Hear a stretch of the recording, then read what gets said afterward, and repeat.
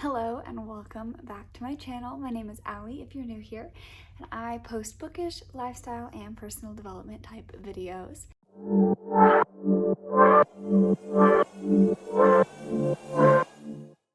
So today's video is something I'm kind of excited about. I've never done one of these, but I love watching them. And this is going to be my November wrap-up. So basically, if you've never watched a wrap-up video before, I'm going to cover the books that I read in November, my rating, and then just kind of a little description about them. And then we'll just move on to the rest of them, and it's going to be a fairly quick video. I only read I only read 6 books in November.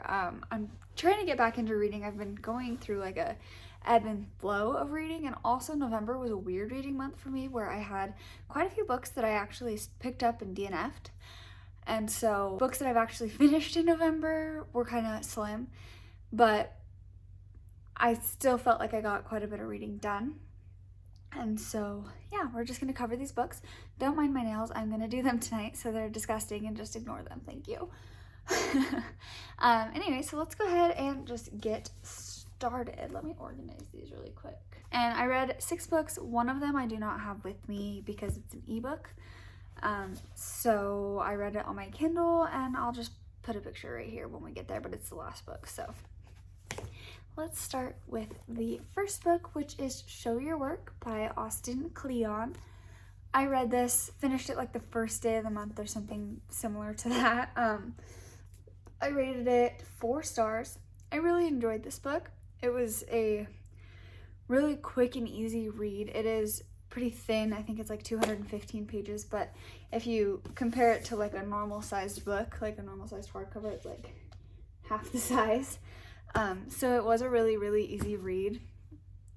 The premise of this book basically is showing your work, learning to be creative and actually portray your creativity, show your creativity, post it, share it, as well as different methods to actually getting your work out there for people to see. And so I really, really enjoyed this book. It goes over 10 of the different like tips and tricks to doing this. And there's 2 other books out there by Austen Kleon that are the same. They're the same size as this. They're like in the same series technically. Keep Going and Steal Like an Artist are the other 2. And so I really recommend these. I'm gonna get the other 2, just waiting a little bit because I've got a lot of other stuff on my TBR. But I do want to read the other 2 of these. This one was really good. I definitely recommend it. It is told, it's in a normal book format, but it also has a ton of illustrations, tons of pictures, tons of real examples, like real life examples, stories, all that type of stuff. So it's really interesting. It's got a lot of like dioramas, I think, like charts and that type of stuff. It's really good. Here, I'll show you kind of just like it's got a lot of pictures and illustrations and that kind of thing. So I really enjoyed it, really easy read, and I rated it a 4 stars, and I definitely think you should pick it up if you're interested. Moving on to the second book that I read in November was We Were Liars by E. Lockhart. First of all, can we talk about how Barnes & Noble needs to stop doing this?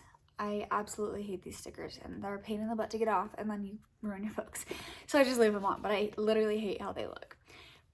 Anyways, We Were Liars, it follows Katie, and kind of her life after she has a brain injury from an accident that she had when she was 15, I believe.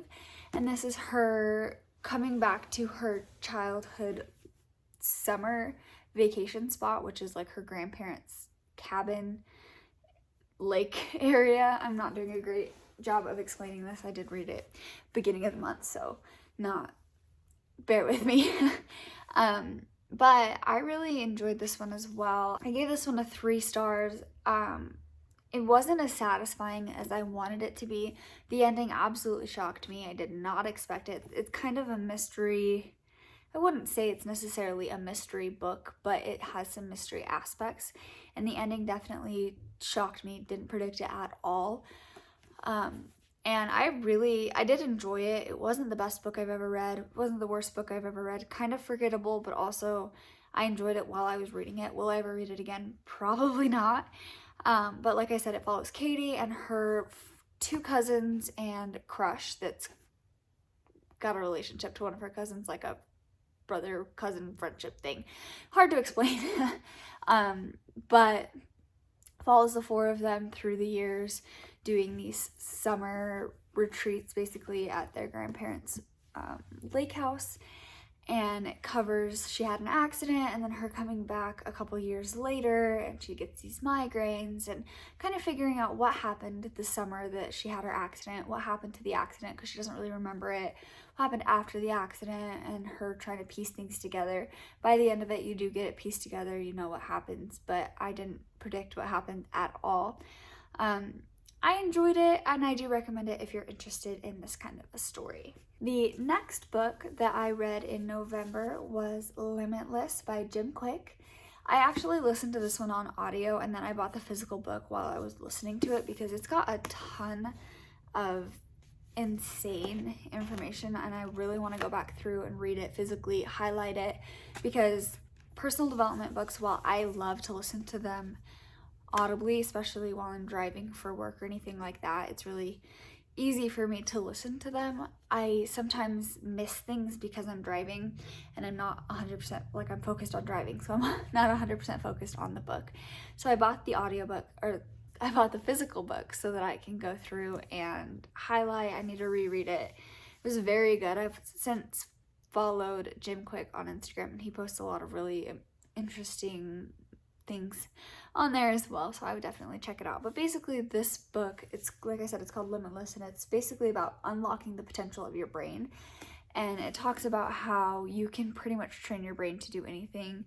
Jim Quick, as a child, had a brain injury, and he was told that he was the boy with the broken brain. That's what his teachers told him, and it's about him overcoming that and actually being able to train his brain to heal, and like all of the amazing things that his brain can do and your brain can do, and he teaches you how to do it and gives you exercises to train your brain. I really, really recommend this book. I really want to go back through and read it again. I did rate it 4 stars. Honestly, I think that part of that just has to do with the fact that I listened to it audibly, and so I wasn't able to pick everything up as well.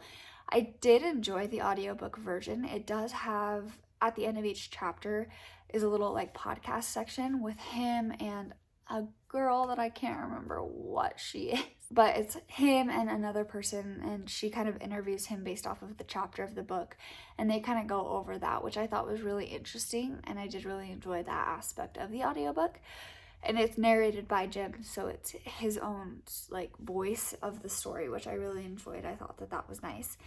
But I absolutely recommend this book. I think this is one that everybody should read.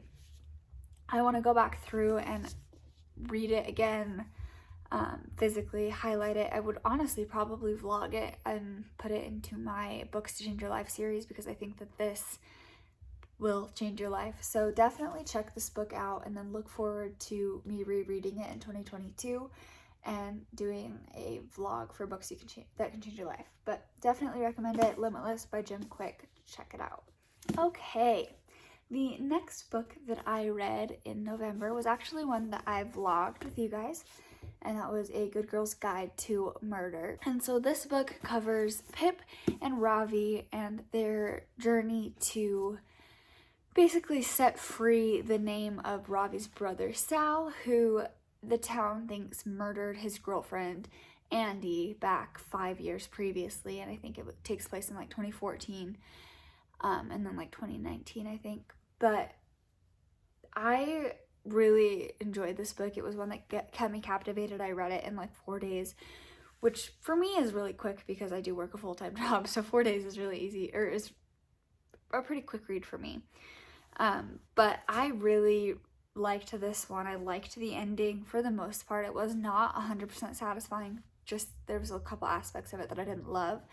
But for the most part, I really did enjoy this book a lot. I rated this 4 stars as well. And I really loved the relationship, the friendship relationship between Pip and Ravi. I just felt like it was very like come together and on the same mission, and their friendship just felt very natural to me. They had chemistry, which I enjoyed. So I definitely enjoyed that aspect of the book. And then also this book was told in more of like an interview project type story. I didn't mention, but the whole reason she's doing this is for a senior project. And the reason why she picked this specific project is because growing up, her best friend's older sister was best friends with Sal, who's the one who they say murdered this girl. And so she spent some time with him growing up because her best friend and his best friend were sisters. And so they were together pretty frequently. And Pip always looked up to Sal and thought of Sal as her hero. And so when he got painted as this murderer and everybody hated his family and things got really bad, she just couldn't wrap her head around him being a murderer. And so for her senior project, she went through and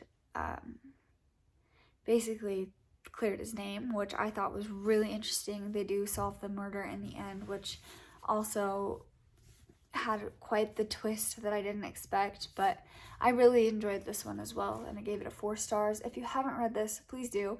There is 2 or 3 more books.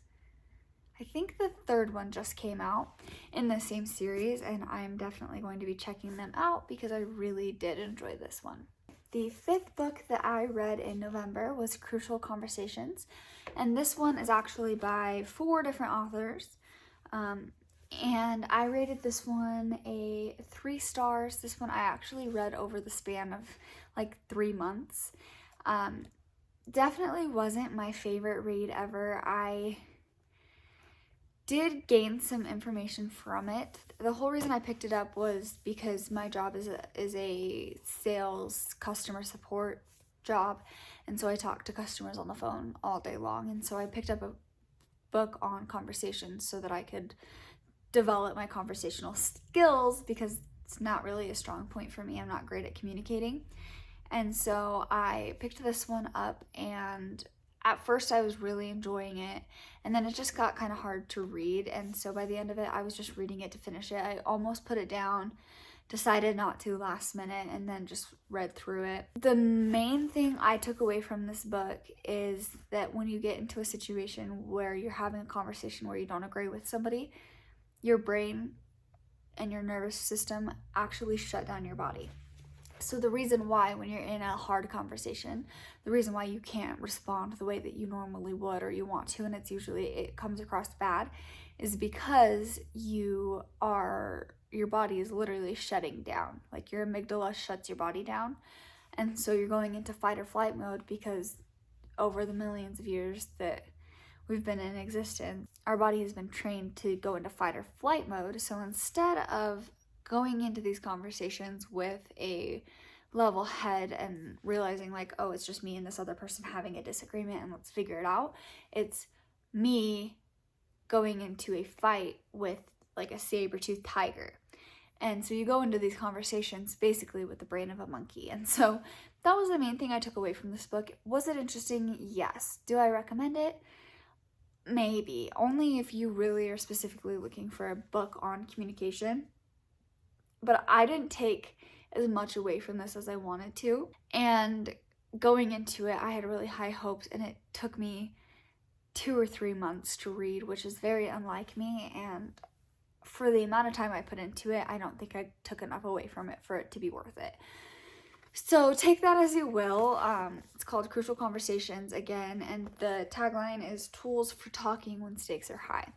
So if that's something you're interested in, pick it up. I'm not saying I don't recommend it. It just wasn't perfect for me, and I didn't take away from it what I wanted to. Okay, and the last book that I read in November, I actually finished 2 days ago, I believe, and it was Lock Every Door by Riley Sager. It will be right here because I don't have a physical copy of it. I'm going to get one, absolutely, because I loved it. I gave this book 4 stars as well. There was a few things about it I would have changed more towards the ending, and it would have been a 5-star, but pretty close to being a 4-star. So kind of the premise of this book, it follows Jules, and she kind of has lost everything in her life. She's kind of floating, doesn't have any money, doesn't have a job, doesn't have a boyfriend, doesn't have a family really. She's kind of all by herself besides her best friend Chloe, she has been sleeping on Chloe's couch. And she's just trying to get her life back together, get back on her own 2 feet, and she sees this ad for being an apartment sitter and getting paid like that being a job of being an apartment sitter at the Bartholomew. And so when she sees the ad, she doesn't realize that that's where it's at, but she meets Leslie there, who's the person who's doing the apartment sitting. And so she goes, has an interview, tours the apartment, and takes the job for $1,000 a week for 3 months, up to $12,000, I believe is what the total price would be. Once she got into the apartment, she found out that there was a lot of weird rules, like very odd rules that just didn't make a whole lot of sense. So, for example, she couldn't spend any nights away from the apartment at all. For the 3 months that she was living there, she had to be there every single night. Second thing was that she couldn't ever have any visitors. Nobody could ever see the apartment. She couldn't take any pictures of the apartment and post it on social media, or else she'd be immediately kicked out. There was no, like, it was a very secretive, people liked their privacy type of apartment building. And so these were like very strict rules. And for an apartment, that's kind of odd. But she still took the job. She's like, okay, that's fine, whatever. And then some weird things started happening, and she started to kind of figure out this mystery. I don't really want to go into a lot of details because I definitely think you should just pick it up and just go into it knowing only what I just told you and not really knowing much more. But it was really good by the ending. The twist at the end was not my favorite. The last like 10% of the book just it wasn't what I was wanting from it. It was okay, the ending. The whole first 90% of the book would have been a 5 stars, but the last 10% kind of ruined it for me, which is what brought it down to a 4 stars. But I still really enjoyed it. Definitely recommend it. Like I said, it's Lock Every Door by Riley Sager, and I definitely think that you should check it out.